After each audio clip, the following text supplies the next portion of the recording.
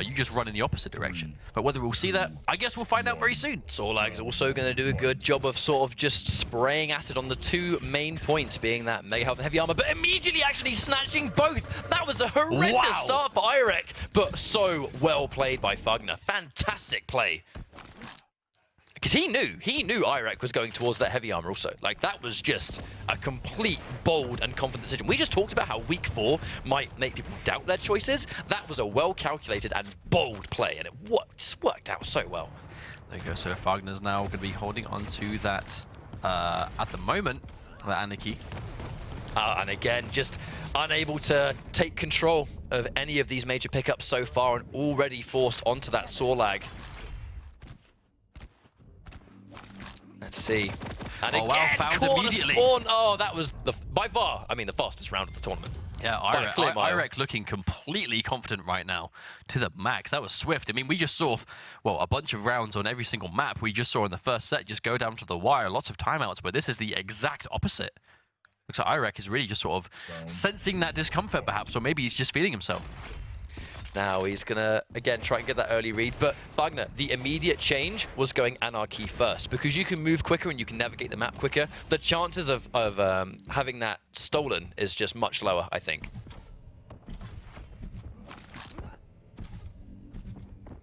Once again, actually, if you can see these situations where the players are just sort of sitting still, waiting around, there's usually them listening out for footsteps or pickups, just trying to get a gauge on where their opponents are at the time. Oh! Already, ioRek manages to take that. Why are you torturing me? Already trying to sort of use the Dire Orb once again. That we're going to see. Down to a Ranger each. Once again, the sort of stable we've seen before. ioRek looking really good. Oh, we can tell he's trying to bait that rocket launcher. He knows they're there. Doesn't quite get it. Oh, Dire Orb. Oh, unfortunately, goes straight to the ground. I'm not quite sure if that's going to work. And there we go, yeah. fagn4h just got taken down. Unfortunately, sort of fumbled the Dire Orb, and ioRek is more than willing to make him pay for it. I can only assume that he used that Dire Orb to try and sort of steal that Mega Health before he got it, but because it hit the ground, because he just missed, that was it. Disaster. Once again, fagn4h just put on this final Sorlag on the back foot. Once again, we see this quite often, though, Sorlag played in this position. We have seen comebacks made week after week, but whether that happened this round, I'm not quite sure, as ioRek is here once again, ready to make him pay, and there we go, an easy frag for ioRek, looking very unchallenged so far. There really wasn't anything you can do there. If you get caught in a bad spot and you've got no armor and there's not really any way you can run away, you've not got mobility tools of an ability, you kind of just have to sit there and take it. And the only thing you can really do with Sorlag, I think, is try and just out-damage the opponent. Use that acid spray in combination with, like, you know, maybe a rocket or lightning gun, and just didn't quite get what he needed there. But that was quite a good spawn for ioRek, though, considering how it's been playing. Obviously, be able to get that railgun immediately and get that, well, free shot trying to bait towards the Mega Health. Unfortunately, we didn't connect. Yeah, there's no doubt he's used that aggressively, but fagn4h using that sort of predictive rocket, and because ioRek walked into it, he's going to know that he was being chased. Speaking of which, though, ioRek does have full health, but no armor, so very susceptible to being railed at the moment. Oh, but was able to get the first hit, and fagn4h goes down once again. I mean, we've seen some really, really sort of slow-paced matches so far. This is not one of them by any means. Able to swoop through, though. Mega Health not quite here yet. fagn4h put on this Anarchy, so it's going to be quite a fast-paced match between the two. Next Anarchy, he knows he's got a low. Is ioRek be able to get away? He's hanging around.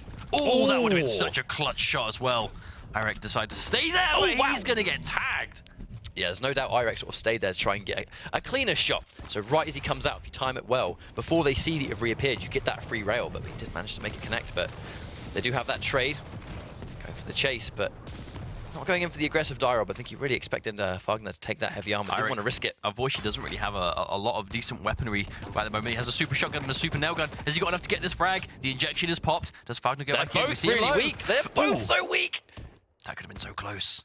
He got a couple of hits of that machine gun, but if it was flipped round and fagn4h had his health, maybe you would have seen a frag there. But speaking of health, both of which completely evened out back there. fagn4h a damn sight more stocked up, though, too, as all the weapons he could ever need. Now full health, Mega Health too. And there we go, heavy armor now. fagn4h finally has a lot of momentum going into the rest of this round. You can really see on this map as well, Anarchy being aggressive is quite effective because of the speed at which he can move around. But he's in the air a lot, so those ground rockets, speaking of rockets, that was well placed, but the speed at which he can jump around, the ground rockets aren't likely to affect Anarchy with as much splash damage because he's not really in the radius as often. So it looks like fagn4h's been able to sort of take control of this round a bit. Here Oh no, ioRek goes in for the kill. The bull rush, has he chased him down? Oh, Yes, he has. He's chased him all the way. He's got the heavy armor, but he took so much damage there. A really bold chase, and it did work out for him. They're both down to their final champion, but here, both very tanky champions. This could be an interesting matchup between the two. Sorlag, Acid not being as effective against the big bodies just because of their sheer health pool, but a lot harder to sort of avoid. Ooh. There's that rail. That's really good. It's going to be way easier for fagn4h to land that rail too because, I mean, look at it, right? 41 HP. Even with that mega health. I think a big deciding factor about this is Sorlag sort of like universal. Oh, here we go, no. that's it! Yeah, That's what we needed. and before I can even say it, Sorlag's sort of universal mobility not being quite as... well, Sorlag's universal mobility being a lot faster than Scale Bearers, but when it came down to just ability versus ability, Scale Bearers probably brings a little bit more to the table in that specific 1v1.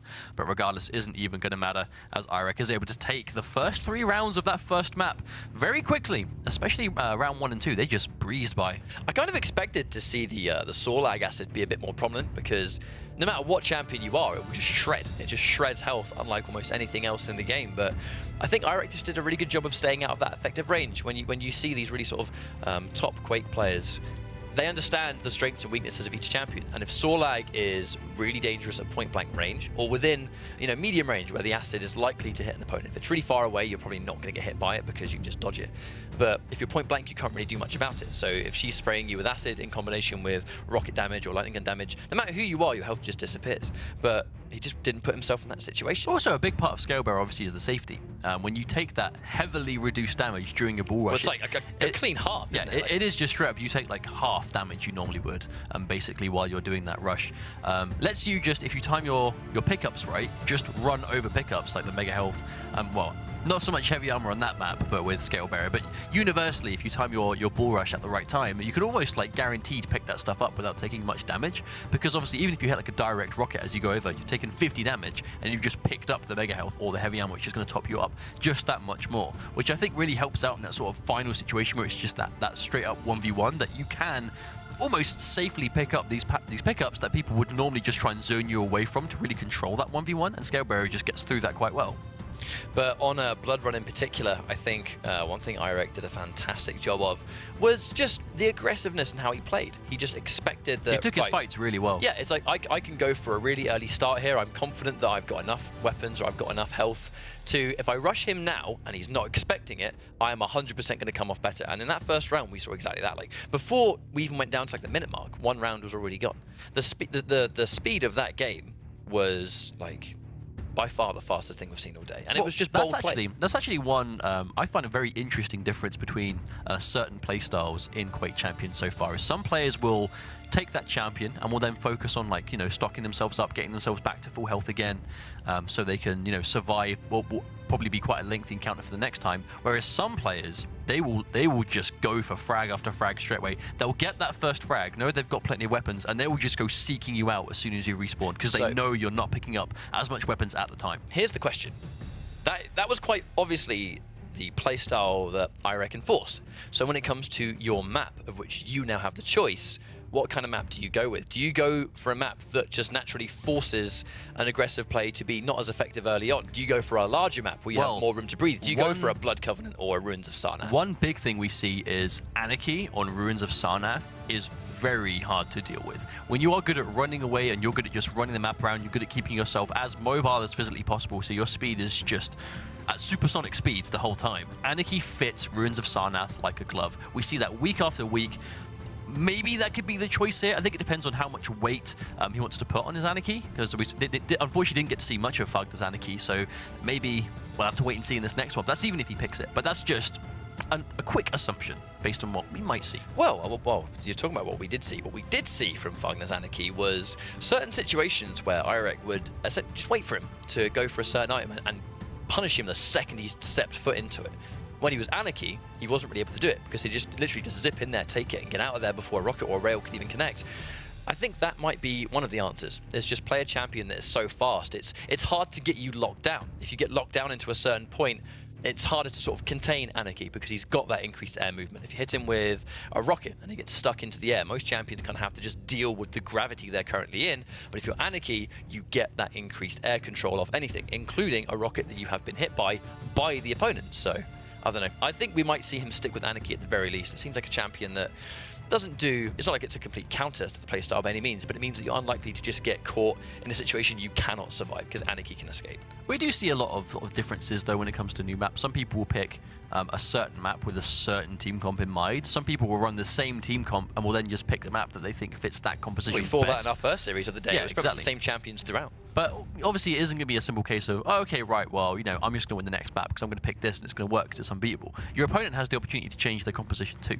So if you all of a sudden, like, you know, run from, for example, we just saw Blood Run. Let's say, for example, we go to Ruins of Sarnath. That doesn't necessarily mean that ioRek's going to have to run the same 3 if he doesn't want to, No. which makes it quite hard to counterpick as such, which I don't think counterpicking is quite as heavy in terms of a general thing, but I think it's mainly just comfort on the maps themselves. I think it's because of how much freedom you have. And regardless, like you said, when you win, you're not really locked into champions that you won with last time. So you still have that freedom to go, right, well, you can analyze almost why the map was picked. If you can sort of think into that next level, you will understand why a certain map was picked the way it was. So you can almost predict the kind of playstyle they're going to try and counter yours with. So you have the complete freedom to choose 3 entirely new champions to get around that. And then before you know it, it's a completely different game with an entirely different playstyle. Just catch them off guard. So ioRek's already gone 1 map up. Very fast. Oh, yeah. I think we sort of spent the whole afternoon so far, evening I should say, going, we expect to see things being quite slow, quite calculated, and then ioRek just comes in and says, nah mate, I'm just going to rush down. And that's exactly what we saw for 3 rounds. Whether that will continue, because obviously there's been this sort of, there's a little bit of downtime in between map 1 and 2, which has, I think, really sort of given fagn4h that kind of breathing room, I think, that time to sort of just collect himself and think about what was going on. But if ioRek can sort of keep himself locked in the zone, because that's actually one thing that seems to be really prominent in this Quake, is when players really start to just lock on to the game, you know what I mean? And they are clearly just feeling themselves, and they know how good they are at the time. Whether ioRek can sort of keep that momentum going from map 1 to map 2 might be quite hard to stop him. But we were just talking about how the pressure of this last chance situation can be for a lot of these players. It's a single elimination tournament. If you lose a series, you're out, and because this is week 4, it's your final chance, and there's no returning. But how confident do you have to be to go, right, I'm going to be aggressive here. I'm going to start, and I'm going to dive straight in. If that goes wrong, you've lost a champion, you're already down, you know? So it takes a lot of confidence to be able to do that. But I'm impressed that we're still actually seeing it from a lot of these players. But we already do see another Anarchy get selected. Looks like it's going to be Blood Covenant. And the immediate adaptation here was that there is no more Scale Bearer. It's a Visor instead. But Visor on Blood Covenant is something we do see quite regularly, so not a huge surprise to see it picked up. At the same time, so is Scale Bearer, but looks like he'd rather swap out the Scale Bearer than anything else. I do think ioRek's just sort of picked the composition for this map very well. This is 3 supremely powerful champions on Blood Covenant for sure. Now, the major thing here is that fagn4h, not only was he unable to get that rocket jump towards rail, but ioRek was able to beat him to it because of it. And now he's going to have that free rail. Very fortunately, manages to sort of zip out of the way of that rail before using his injection, because he would have actually been fragged before he had a chance to use it. But this was not a good start. Can he get away in time, though? He's got a lot of health. Oh no, missed Nice. that rail, and fagn4h's going to make him pay for it. Getting the first frag with that rocket launcher. Now we find ourselves Anarchy versus Ranger once again. Now Anarchy being quite a momentum-based snowball character. The longer he's alive, the more health he's going to naturally have. The harder he is to deal with, wow. but no, unfortunately can't quite cleanly get away. And ioRek makes him pay immediately. The heavy machine gun manages to outsnipe the railgun. You don't see that every day. Oh, ioRek managing to control this one back again. Oh, that's 2 rails. ioRek, you know, he's only just picked up the mega health, but look, he's already so low. Oh, so close. I am not surprised that we didn't see fagn4h go for that teleport, because that would have been a death sentence. There we go, he's heard the health. He knows he's going through here now. We'll see. Oh, There's another one rail. rail. Yep. We'll see if he can finish it. He's chasing him down hardcore. We see the ioRek though. Oh, another rail. And 2 back to back. There we go. Taking fagn4h down to his final Sorlag once again. This is going to be great for him, though, because unless fagn4h can spawn near the rail completely, he hasn't got a rail himself. So he's going to be taking that almost like free, long-ranged, checked damage. Yeah, you can see ioRek's trying to listen out for him. Doesn't quite know where he is just yet, but in the meantime, he's going to pick himself up that rocket launcher and LG combo. Yeah, that was a very unfortunate jump pad to get hit by because it's going to be a while before that Mega Health spawns. 10 seconds as well with a Ranger that we've just seen going in. He's going to try and challenge I think they're actually going to opt to go for a straight up trade. I don't think he really wants to challenge that Mega Health at all, especially against the Sorlag with the Acid Spit. If you get caught in a bad spot, you will just get taken out so quickly. It's good thing sort of just being reset here though. ioRek, I should say, has that champion lead. fagn4h, the longer he can stay alive, already starting to stack up like just how much health fagn4h has available right now. Well, we've seen him, but he's midair. Can't really capitalize on that too much when you can't move. There's another fight. Really good rocket though. Yeah, tries to get the midair rocket, wasn't quite able to get it. Now, speaking of getting it, fagn4h did manage to get the Mega Health there. So I think even though the acid didn't really do any damage, it did a good job of just kind of like denying the area. Well, we see it used for almost like that zoning purpose, right? Where it's just to sort of deny that area away from your opponent. That's all he needed it to do in that situation. It did secure him the Mega Health. Speaking of which, that's up in another 10 seconds. Wow. But now we see ioRek is in his way. I think ioRek is actually kind of sort of like sitting there and watching. Do I get a free little rail hit before I teleport? Do I try and take that cheeky damage? Gone from top down, hasn't quite seen him, but oh no, unfortunately was not able to stop him from collecting that Mega. Still, the rockets actually aren't connecting, and because of it, manages to get the frag, and that's going to be around. A couple of missed rockets paying dearly for it. fagn4h made that sort of crucial decision at the last minute to just ignore ioRek at the time and just concentrate on picking up that Mega Health. He was able to do it, but unfortunately, by the time he decided to turn around and fight back, he was just missing a few too many shots. ioRek is going to make him pay. Quite smart. This is a typical Ranger start. Instead of going straight for the heavy armor, collect the rocket first, and then make that sequence towards getting both rail and heavy armor together. Speed. Well, look, he's out of there. There's one element, but this is one of the best spawns I think that Ranger can get, because on spawn he's got rocket, rail, and heavy armor, plus his natural 100 health pool. Like, it's one of the most dangerous starts a champion can have, I think. And wow, good catch. Yeah, ioRek's not letting anything go by at all. What a mess. Those Gibbs flying down the jump pad was just really disgusting. That's just one of those dream scenario frags, right? Where you get the frag straight into a heavy armor or Mega Health. Which is happening quite a lot already. ioRek is able to get that one. Once again, we find ourselves in the Ranger versus Ranger matchup. Quite a while away from both Mega Health and heavy armor, so I can't imagine we'll be seeing contention for those for a while. I think at this point, fagn4h just trying to really stock up his weapons. Has LG, has rail. Rocket is next, but we can see ioRek is already there waiting for him. Right now, it's a 1-for-1 on the rail. They've both missed one as well, but again, that's going to be a good trade for ioRek, who's actually going in for the kill. Really aggressive. I don't even know if fagn4h was actually prepared for him to come around that corner. I actually love how ioRek chose to go in from that way, though. Just predicting that escape option for fagn4h. fagn4h unfortunately going straight there, and once again left down to this lone scale bearer, but only 1 minute 20 onto the round. We have plenty of time for him to make this comeback. Question is, can he do it? Because ioRek just running a ridiculous amount of momentum right now. Sort of control those weapons. If you've got a rail and you've got a nice amount of health, along this bridge area, you can really sort of control every important pickup. You can see the Mega Health, you can see the heavy armor, you can stop them from getting rocket. If you're right in the area, you can stop them from getting rail. It's a very dominant position to establish, and Ranger has no issues navigating that, and he doesn't really need to touch the ground, whereas Sorlag needs to. Oh, trying to get him through. ioRek making that prediction where he's going to go. Quickly snaps to the rail. That seems to be such a crucial talent to have, is being able to quickly swap to that rail and hit immediately. A lot of damage coming out though here. He's finally going for the fight. He's getting chased. He's going in. Wonder if he's actually ready. He was not ready for him to use that teleporter at all. That was a fantastic rocket jump. I don't think he really had that route prepared in his mind, and because of it, he just got caught on the backside. I think ioRek has been doing an amazing job of kind of predicting that one angle that he's just simply not ready for. And that happened every time. Actually, 2 of those frags in that next round was just down to fagn4h just not being ready for the way that ioRek was going to come through. Now again with that Nick start instead of Ranger, she still has no issues taking those kind of jumps, and because of it again, being anarchy towards the rail. So if he can just dodge these rockets, he's going to get free damage, and does manage to do it. Rocket versus rail can only do so well if you're just didn't have enough armor to take it. ioRek really running away with this one. This was a horrendous, that was a fantastic catch on the spawn, but a horrendous start for fagn4h. Has not had a chance to get anything going, and just like that, he is on the verge of getting eliminated already. He's down to Sorlag, and with this many champions left, I don't know if this is a possible comeback. From bad to worse in 30 seconds, ioRek finds himself with one champion left to no. take down. Here he He's comes. getting aggressive. He's following him down. Is that going to be enough for the kill? The acid comes out in defense. He has the heavy armor around him. Can he pick it up? Oh, he's even going to get the chance. He's getting chased down, and no, he will not, as ioRek is able to get him down to the bitter end, and ioRek advances. That was a damned if you do, damned if you don't. He opted not to go in for the heavy armor, and at the last minute when he changed his mind, he was still stuck on that staircase.